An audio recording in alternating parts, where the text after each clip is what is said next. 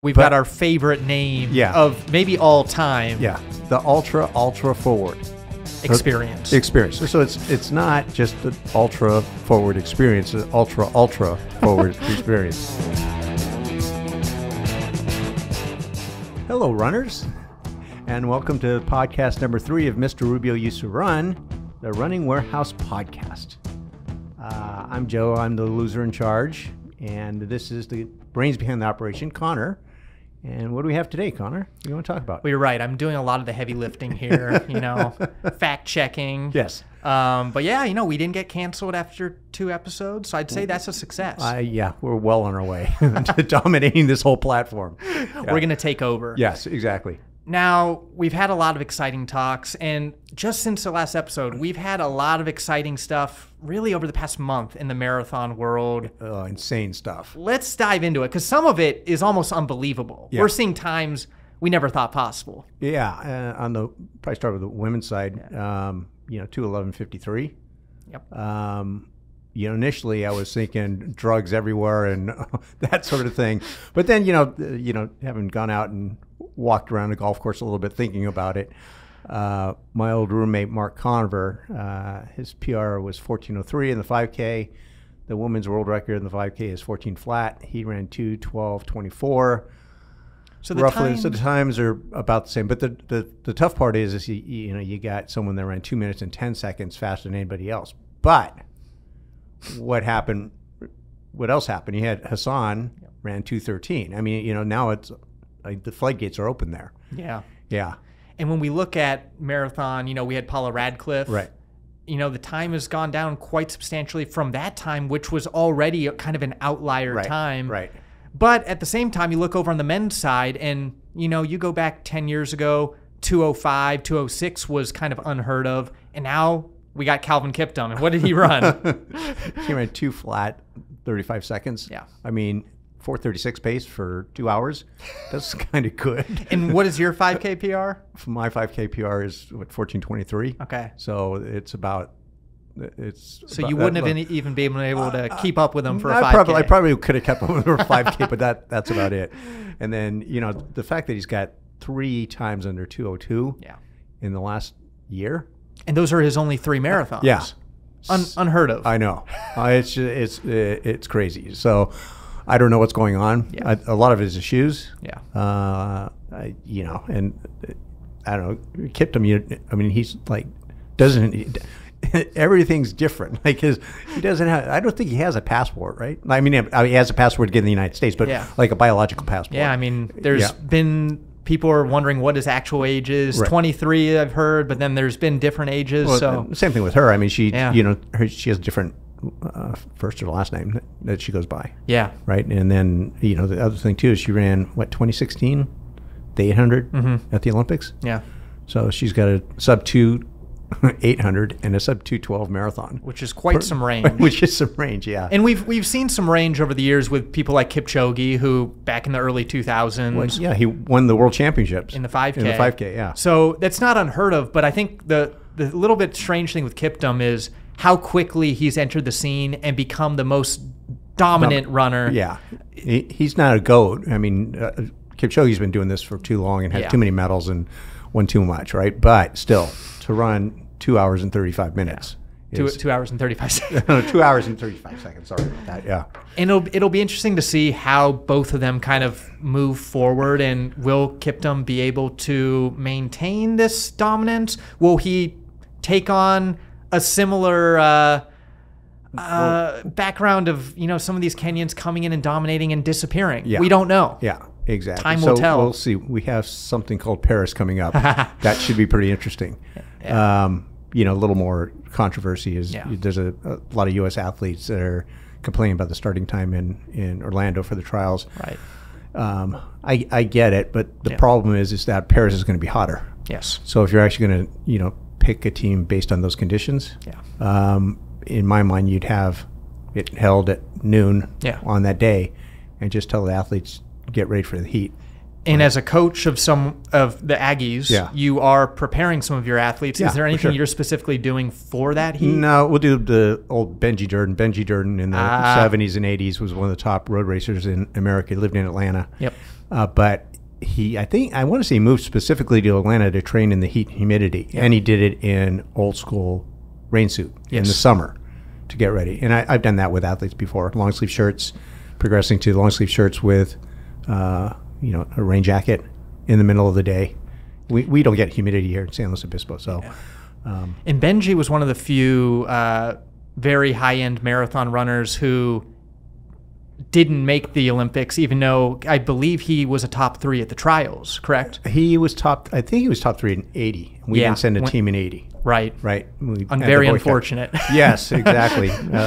His neighbor, Jimmy Carter, boycotted it at that point. So, there's a bummer on that one. But, so that'd be it. And then, the other thing is a guy we know, he just ran 2:16. He's 41 years old, Sergio Reyes. That's pretty cool, huh? So as far as a club, we have people in their 20s, 30s, and 40s that qualify for the Olympic trials. Yeah. So that's pretty cool. And Sergio just goes to show age is no longer a factor, especially with some of these super shoes prolonging people's careers. Right. It saves your legs and those types of things. And Sergio doesn't lack on his racing. He's racing No, he races all constantly. the time. Yeah. I took a look at his training recently and said, what do you think? I said, you might want to think about a recovery day here or there. Yep. That's a major thing when you get older. You need more recovery. But with the super shoes, it helps quite a bit. Right. But, moving on, the great question we're addressing today is silly running shoe names and ideas. This is a big topic, and a topic we discuss quite often in our sales meetings that happen months before the shoes come out. Yeah, and it's I think I'll start with what ideally would happen in my world. So I don't know that people know this, but back 1,000 years ago, Hoka had the Clifton family. They never really told anyone it was a Clifton family. It just was. So you had the Clifton, which was the road shoe. You had the Challenger, you still have it, which is the trail version. You have the Arahi, which is the stability version. And you have the Mach, which originally was the Clayton, which when they wanted to come to market with it was a speed trainer. And I mentioned to Jim Van Dyne, the president at the time, that when you put speed into any name of a shoe, there's all kinds of people that say, I do not want that shoe, right? Because I don't run fast, so it's not for me. But when you name it after a beach, like Bondi, what's a Bondi? I mean, in terms of shoes, you make up, the customer makes up in their own mind what that shoe represents. Yeah. So that's, in my mind, how this should work. But what we get is stuff like, well, I'll throw Saucony under the bus first. The Kinvara Pro. Yeah. Okay, so the Kinvara is, when it first came out, it was it was on the minimal side, but it was a one-piece midsole, outsole, inexpensive, something that you could run most of your runs in, but it's designed mostly to go fast. I don't know if you had one of the early models of Kinvara. I did. I had the original Kinvara when it first came out. And you're right. Simple, low to the ground. You could pick it up for tempo day. Could be used for some daily training, but it was kind of that versatile, faster, do-it-all shoe. It goes up against like the Mach, is what it should be. It's a one-piece midsole, so faster shoe, but not overly expensive and not overly no bells and whistles. Right. Then you come up with the Kinvara Pro that has three types of foams in it. One for the insole. Right. One PIBA, and then it has a EVA of some sort. Yep. It's got a plate. It's super stacked. It's super expensive. And they changed the drop. And they changed the drop, so it's a completely different shoe. So in my mind, it should have been the Endorphin Shift. Yeah. Which I think they killed that, did they? Or is it still around? To my knowledge, it's gone. But you're right, because when you look at the wider net base, the kind of faster training element, and it had that. There's a stability component to it, as well. So it seemed to me that should have been the Shift. Right. Right. So and it's just confusing because Kinvara was never, in my mind, that kind of shoe. Yeah, and I think we see that happen often where we see a shoe and it seems like it's good. The overall philosophy of the shoe is good, but it's like the name just throws everyone. It makes things more confusing. Yeah, and then you get Brooks with everything's got a GTS, right? So instead of coming up with like a unique name for a shoe, it's a Glycerin GTS. Yep. And then they killed the Ravenna. Yep. So now we have the Launch and the Launch GTS. And the Launch GTS used to be the Ravenna, which had equity. Right. Right. And then you throw that out and you come up with the Launch GTS. Which is funny because I almost feel like the Ravenna maybe even had a little more equity than the Launch. Yeah. Yeah. It was an outstanding shoe. Yeah. And if you had that whatever, if you're naming all your shoes that way, then it would be the Ghost and the Ghost GTS. But it's not. It's the Adrenaline. Yeah. So you have inconsistency there. Yep. And you go over to the Hyperion series. That's a whole other mess. Yeah, it changes every other week, right? So Hyperion Tempo, and then you have the Ghost Max. Well, why the hell do you need a Ghost Max? It should just be the Ghost. I mean, we had the same talk with ASICS when they came out with the Nimbus Lite and the Kayano Lite. Yeah. Well, those should be the Kayano and the Nimbus. Yeah. If you want to make a classic version for the people that can't move out of the 1980s, and go ahead and make a classic version. Well, and oftentimes I feel like what happens is brands want to push forward, maybe try new things, innovate, but they don't want to lose that core customer or go too outside of their lane. So they keep the original and then they use that name equity and throw a little acronym on the end. But what we always say is push forward, make a new name. Yeah. Right. Yeah. Just make a new name for it. Right. It can't be that hard. And, Nike's actually pretty good about it, Right. Although the Invincible, I think, should have been called the Vomero right off the bat because it was. So a case of maybe not changing the name and keeping. Well, at the time, the Vomero wasn't in the marketplace. It was in Europe. It did go away. Yeah, it went away, and so you bring out a premium shoe with the latest tech, soft, meant for just plodding easy miles, with the latest midsole material and the latest uppers and everything. And it seemed like that would have been a good Vomero. But the fact that they have an Invincible and Infinity and they're bringing back the structure for whatever reason. I don't know what they're doing that for. But the tough part is, too, when you talk about what the Vomero's original philosophy was, then you look at what the Invincible became, very in line, but then they bring the Vomero back, and now the Vomero is not what it was originally, but maybe now more of like a big brother to the Pegasus. Yeah, it's a Pegasus Plus or something like that, right? Yeah. But it's not the premium cushion squish experience that it was initially. Yep, doesn't have that really luxurious upper. Right, and that the Vomero name has equity. Right. And I go back to that because a current Corvette is nothing like a Corvette 10 years ago. Right. It's mid-engine, but when you say Corvette, you know exactly what the hell they're talking about. Right. A two-seat American car that's just fast. Right. Right? Has the latest tech. It doesn't run all the time, but it gets there. And then you have Ultra with they're trying to expand the product line, which is great. Yeah. Right. But we've got our favorite name of maybe all time. Yeah. The Ultra Forward experience. So it's not just an ultra forward experience, it's an ultra forward experience. Really, really simple. And all these brands have ethos or stuff that they build their I guess what they're founded on. And Nike's was founded on innovation. And they haven't really innovated it to any great extent. They made upgrades, but no game changers since Zoom X in 2016. So it's been 7 years since they've done anything. Yeah. And it's not surprising to me that their stock's down 30%, right? And then you get, Hoka needs to be soft and light. And if you try on the new Bondi, it missed on the soft part. Yeah. And it's always missed on the light part, but that's okay. Yeah, that's okay. But when it originally came out, it was groundbreaking in terms of how light it was. And that's what Hoka's always been built on, weight to cushioning ratio. Right. And it's almost seemed like over the years they've gotten comfortable with comfort and just word of mouth. Right. And they forgot what they were originally built on, was being the lightest. In many cases, and the Clifton's pretty soft, but I mean that's the founding fathers, right? Yeah. It needs to be soft. Yeah. Right. What else? And then we have Ultra. Ultra is all about fit. Yeah.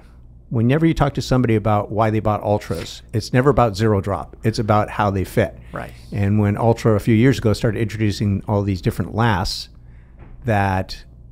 and they didn't tell anyone. They didn't tell us. They didn't tell the customer. And not only did they not tell anyone, but from one year to the next year, they would say it switched its fit, but it was on the same last. So there was confusion over how a shoe would actually fit. Right. And that's what Ultra's known for, is their over fit. the years, the forefoot has narrowed. Yeah. But on a positive note, I did meet with the new president and the head of marketing, and the light bulb went on, and their next marketing campaign is all about fit. Yeah. So they're getting rid of a few lasts, as I understand it, and so they're getting back to what they were known for. Right. Which is perfect, which is fantastic. That forward name is still stupid, though. Yeah. Asics, I think having the Metaspeed Edge and the Metaspeed Sky is a bit confusing. Yeah. I get what they're trying to do, but those things are so close. And I've ran in both shoes. Yeah. And I think we've seen from brands, there is room for two elite marathon shoes. People have different strides, are seeking different experiences for different race distances. Yeah. The problem with the Sky and the Edge, especially when they first came out, they both had on the shoe Metaspeed, and it didn't necessarily say which was which, and they looked identical. So you could have two in your hand, and you didn't know which one was which. Yeah. And we had people, like putting one shoe was a Sky and one shoe was an Edge, and then once they got it on their foot, they realized. But man, you need to do what Nike did in that case with Alphafly and Vaporfly, two very unique looks, feels, and people can distinguish between the two, and they look fast and innovative. Yeah, for sure. What's next? Adidas? Do we go into... Well, Adidas, yeah. Go into the racing shoe that was worn in the 211-54. Yeah, and I'll see if I can remember it. Yes. But, I mean, we've seen over the years brands that love to just keep adding onto the name. And the most recent innovative Adidas shoe is the Adidas Adizero Adios Pro Evo 1? Pro Evo 1, correct. Yeah, I think I got that. Right. And what a mouthful. It's way too much. And then you have, Adidas, when they're focusing on performance, they're doing good. Yeah. When they're focusing on it's not good. Right? Well, I don't know if that's going to be an issue anymore. No. But you're right. I mean, Adizero has always been their top tier product. It's always what we've been liking. And even though that dominates in the race and performance side, a lot of their best trainers in recent years have been Adizero. Yeah, so like the Boston 12. Yeah. Don't buy the Boston 11 or 10. Buy the 12. Yeah, the 12 is a very good shoe. Very good. The 11, they tell you it has a 100-mile break-in. Yeah. No one's going to do that. And I think they're full of crap anyways. But yeah, when Adidas is focusing on performance, I mean, we went through a period of time where we would just say, get rid of the people that are making your everyday running shoes and just have the people doing Adizero make your everyday running shoes. Right. Because Adizero was just off the charts good. And we've seen some potential maybe coming in the next few months that is going to see some new innovations in the foam, especially on the daily training side. Yeah, so more to come there. Well, I don't know if we can say the name quite yet. Yeah, okay. That's coming out, right? I think so. Yeah. But more to come there. Actually, pretty good looking. Pretty good looking. $140. Feeling. Very good value. I think Adidas is back in that space now. Right. We'll have to wait and get the test miles in, but definitely it shows that they've been listening. Yeah, which isn't always the case. Not always. Recently, I received a phone call from a gentleman by the name of Scott Daggett. And for those youngsters in the audience, probably don't know, even people my age might not know who Scott Daggett is. But he's a very nice guy. He lives in Walla Walla, Washington, and he called me up to talk about running shoes. Well, before we get into this, I need to know, how did you meet this guy? I met him... How did I meet him? I met him at a track meet up at Hayward Field. Okay, so right? Hayward legend. Yes, he was. He was the 1975 University of Oregon Male Athlete of the Year. And when I was talking to him about it, he doesn't talk with a lot of emotion. And he said, "Yeah, I had my guest was Steve Prefontaine, and when I received my award as Athlete of the Year for University of Oregon." And later that night, Steve died in a car accident. So that was, but he talks much like that. And then I said, well, what do you do now, Scott? He goes, I'm in the music industry. And he says, that's why I'm in Walla Walla, Washington. It's because I'm there to bring acts in, music acts. They want to make it a destination for tourists. So they took the driving range out and they're putting a concert venue in there. And then COVID hit.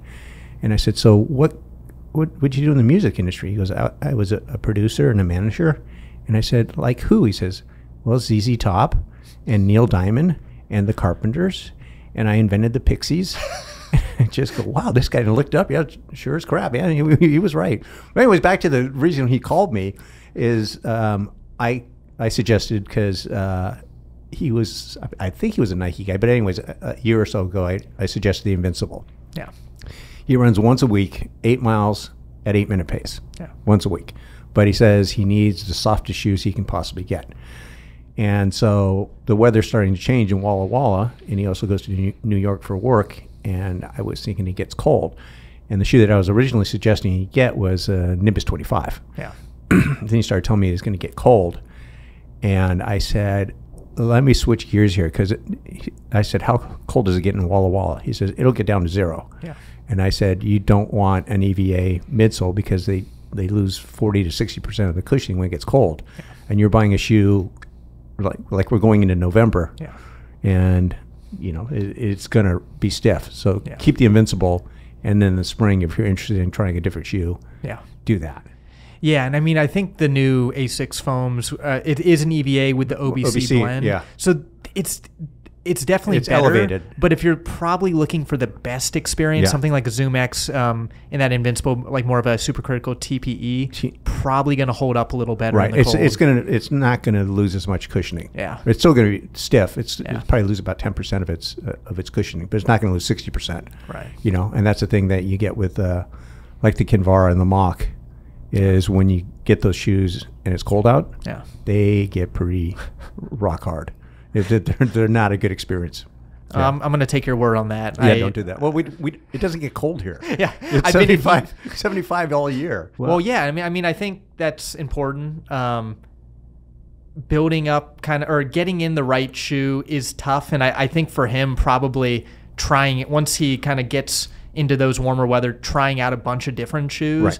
And that's the thing I always say is, you don't just go and buy the first car you drive. You got to test drive a bunch of shoes. And anyone who's asking me for advice with shoes, I always tell them I can't just give you one shoe. No, it's all personal preference. You got to get them on your feet and try them. Yeah. So I received a text from Mike Larrabee, and Mike Larrabee's dad won the '64 Olympic gold medal in the 400 meters, and he was also on the 4x440 gold medal team. Yeah. And he lives at the country club, and the new general manager at the country club, Arnaldo, he's an Italian guy, and he's running New York Marathon.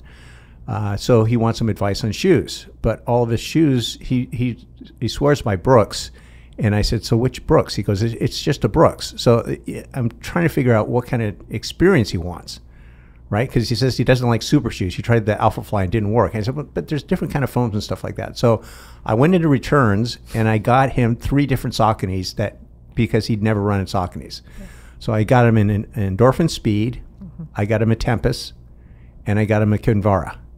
And they're all different colors, so I could tell which one was which. And I said, go running in these and let me know which one you like best. And he liked the Tempest the best. I like the yellow one. So now I know what kind of experience he wants. And that's the other part too, is what kind of experience do you want when you're buying a running shoe? Yeah. And if you're talking to somebody that knows running shoes, that's kind of why you say, what are you running in right now, and do you like it? Yeah. Sometimes you get somebody's running like an adrenaline and go, no, I don't like it. It's it's too stiff or whatever. Yeah.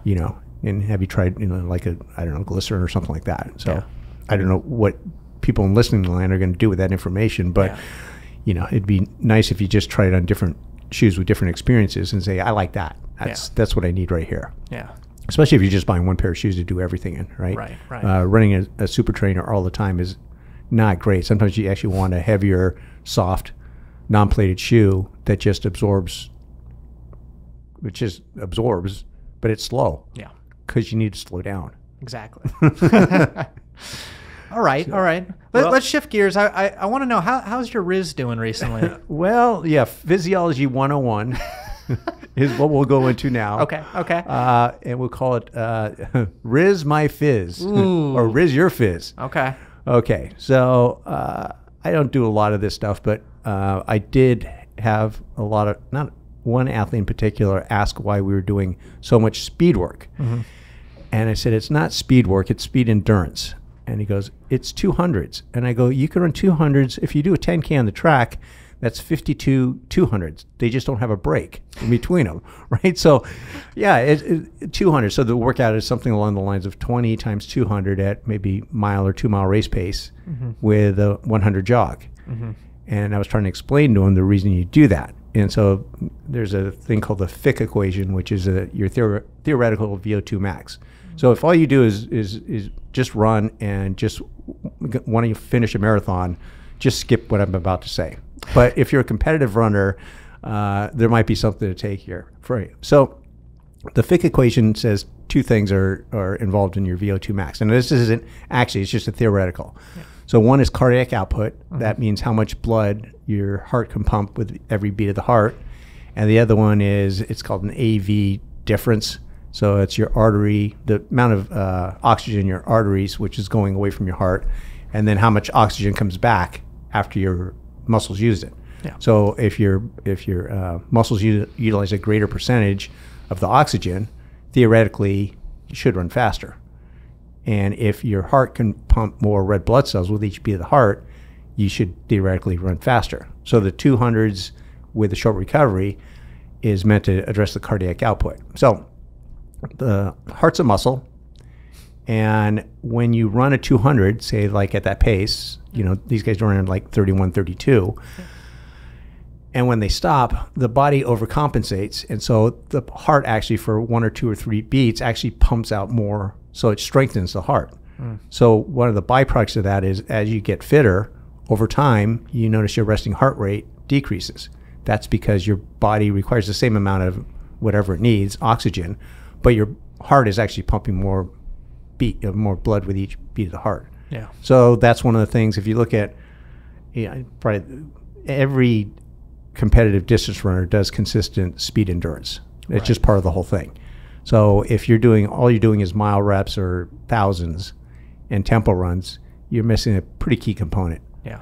If all you're doing is speed endurance, you're missing the other key components of fitness. Yeah. But in a future episode, I will go into how to improve the AAV difference. Ooh. So you get those two aspects together. Okay. And you usually come out with a pretty good result.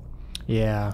When in VO2 max, I feel like that phrase gets thrown out, and I think a lot of people, they've heard it, but they might not know exactly what it is. And you might see on your Garmin, it gives you the approximate VO2 max, but that's BS. You can't. The only way you can actually get that is go into the lab, get your VO2 max tested, and you can see a range. Usually, high-end athletes are over 70. Yeah.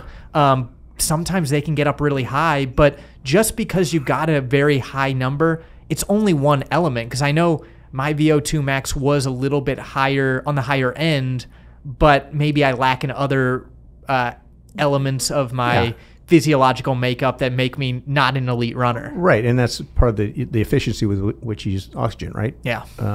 And I'll do that on another one. But I mean, there's a lot of different things. There's also mechanical efficiencies, which is why you do drills and so forth. Yeah. And you notice that I have athletes now that started running later in life, and their form generally is not very good compared to someone who did competitive track. Yeah. When they're in high school, because you're doing a lot of drills and you're running fast all the time, and you tend to, when you're watching people run, you can tell who has a competitive background. Unless you get my age, you don't run that much anymore, or I guess you don't run, and you watch us run, it's not very efficient. But when you watch someone who's been a competitive runner consistently, their form is usually pretty good, right? Particularly from the waist down, right? Just really, really efficient, and so that helps you run faster too, right? Right. So, all right, yeah. Well, let's move on to next segment, Eric's shoe closet. Okay. Now, our buyer, Eric, he tends to skew a little bit biased towards the trail shoes. Yes, he does. So this week, we've got another trail shoe.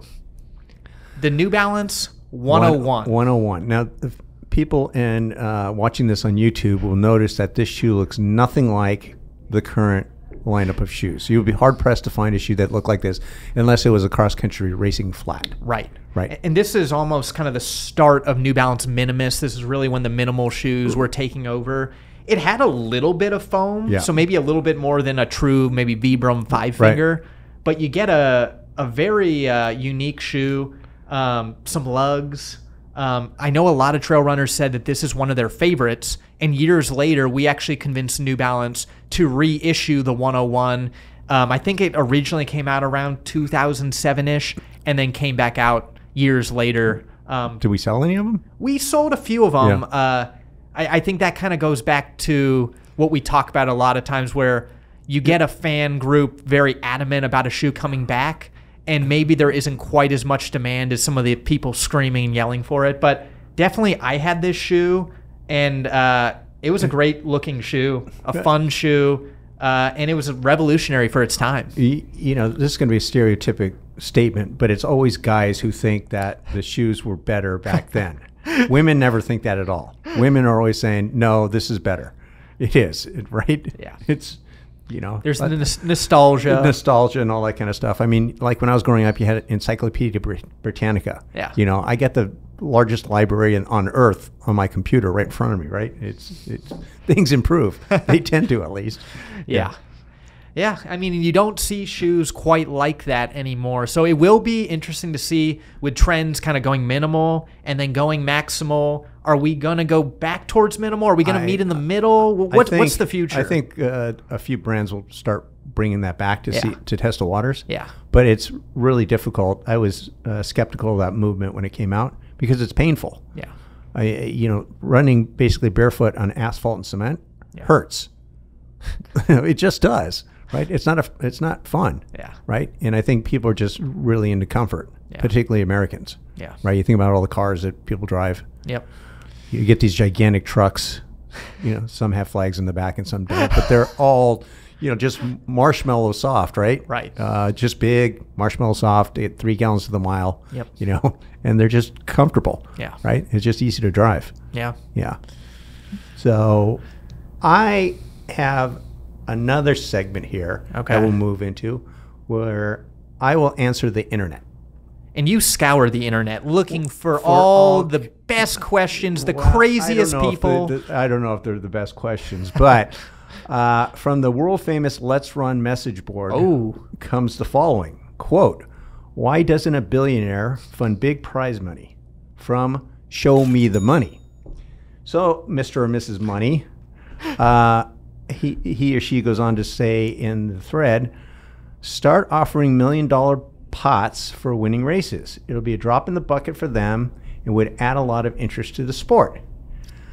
And I want to bring up the fact that there is a billionaire in America who cares about track and field, who puts up well north of 7 figures annually, not in the form of prize money, but in the form of grants.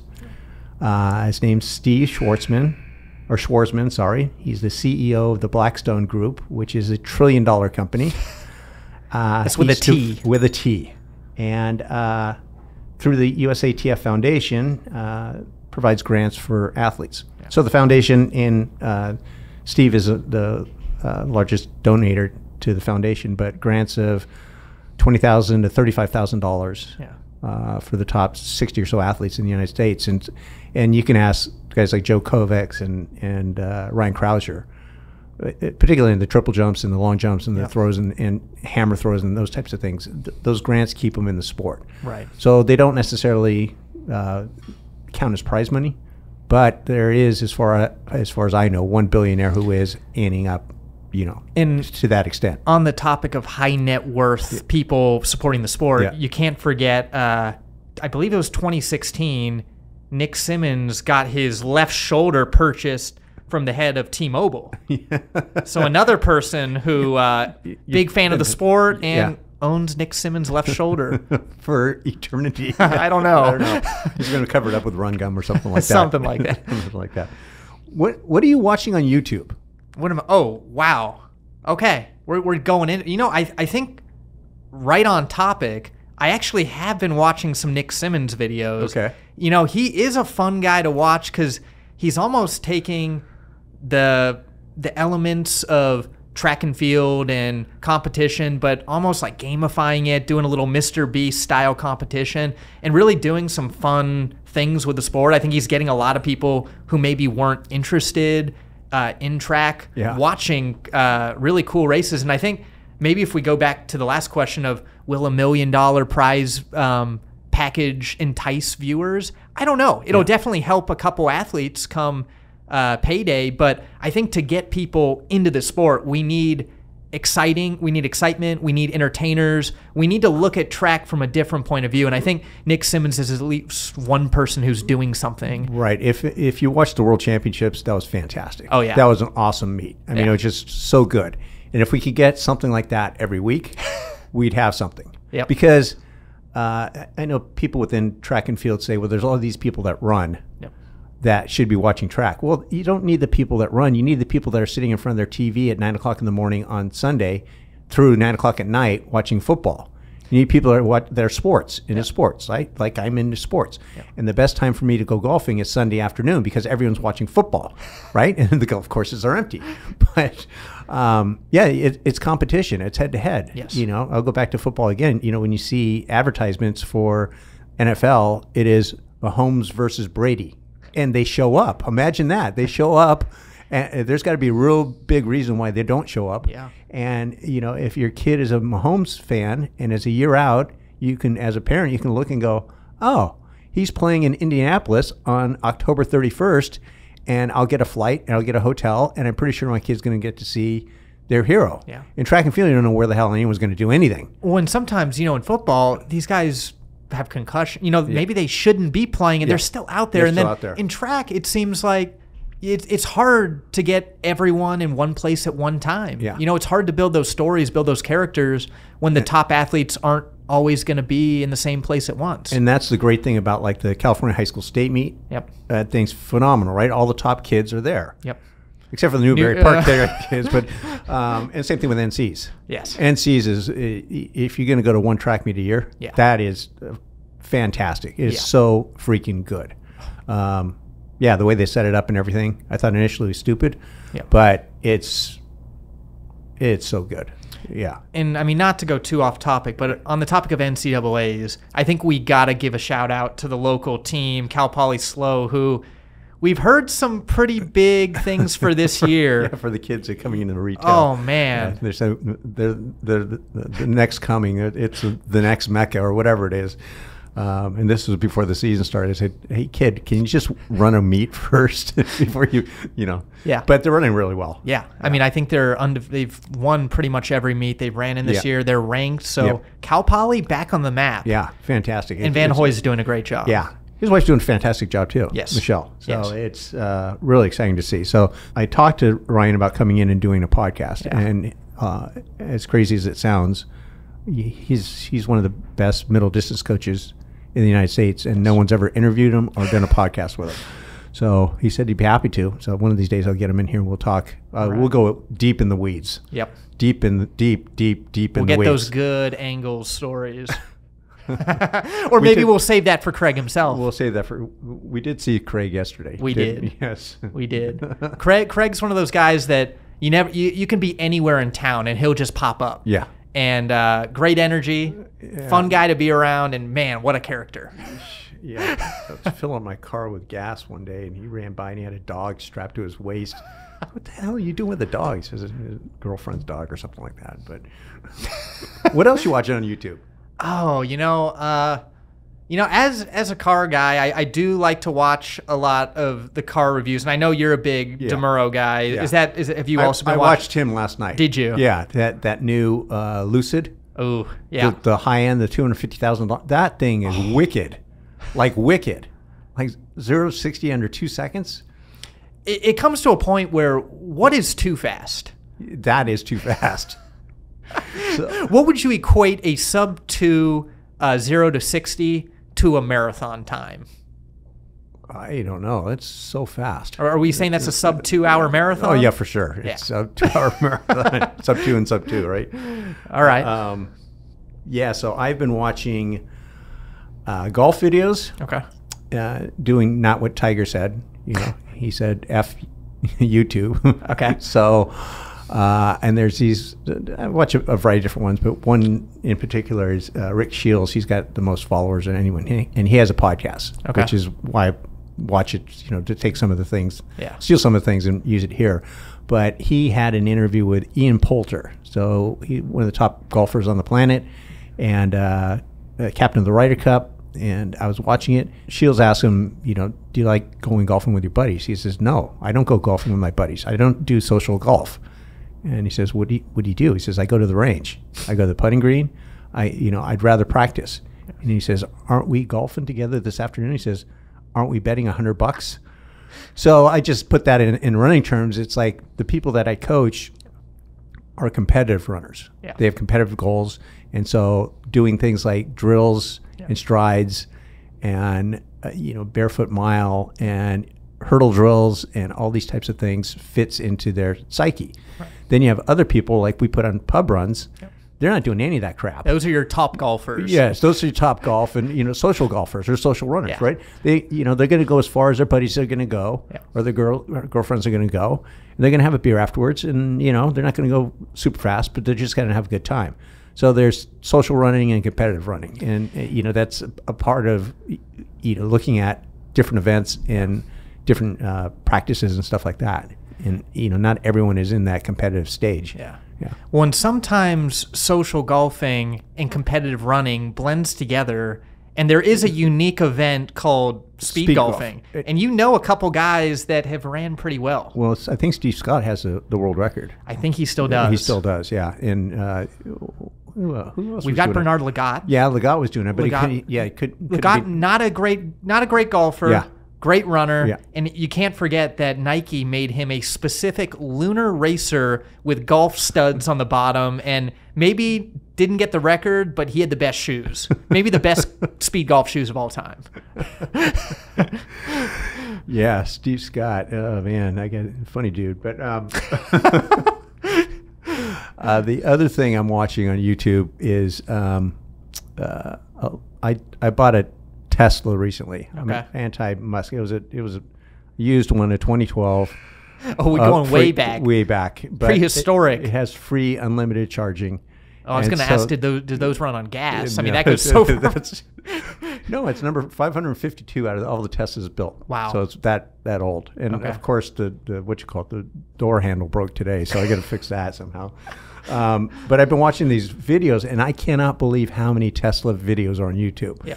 So I watched this one gentleman drive from Florida to north of Atlanta, and just watched him with his children in the back for 9 hours. He drove, going to all the charging stations and stopping like J.C. Penney. It's like 20-minute video. So I'm watching this, and I went, what the hell am I doing? Yeah. It's stupid stuff like that, right? But it's the fun stuff we do. We got into it today. We did. Thank God that's over. I don't think we said anything too out of line. No. If not, we'll cut it in post. Yeah, exactly. You could debate, discuss. If you'd like, ask us any question, and we'll get our best people on it. Probably won't be us, but we'll try to answer your questions. And of course, you can stream this on iTunes, Spotify. Yeah. But also, if you want the full experience, you got to come to YouTube, watch the video, watch me and Joe get at it, see the shoes, and definitely that's where we can get the real discussions going. Exactly. And we have yet to have an edit of, it's been straight. Yeah. Even through this one, we just been talking straight through. Yeah. Yeah. We're just quite entertaining. Yeah. It's one of these days we're going to say something that's maybe pushing the limits, but we'll wait till we get in trouble. Right. And at the next episode, if I remember, we will tell people how long their insoles will last. Oh, insoles. Just the insole that comes with the shoe. Yeah. Anyways, we'll do that next time. Okay. Cool. A lot more to come. All right. Well, thank you, sir. Thank you. All right. Till next time.